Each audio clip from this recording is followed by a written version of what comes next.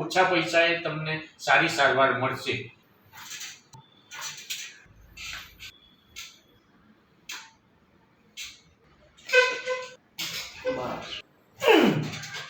હું ઊભો નતો બરાબર રહી શકતો, હું થોડો ઊભો બી રહી શકું છું, થોડું ચાલી બી શકું છું, અને જમવામાં બી થોડી તકલીફ પડતી હતી મને. એની જગ્યાએ ખોરાકમાં બી થોડો વધારો થઈ ગયો.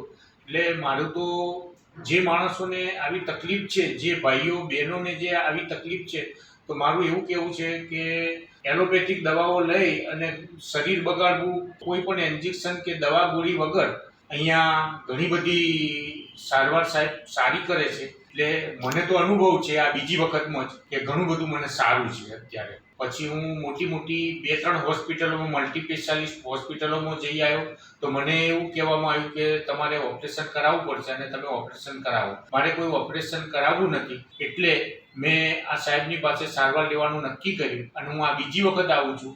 એનાથી મને ઘણી બધી રાહત છે અત્યારે.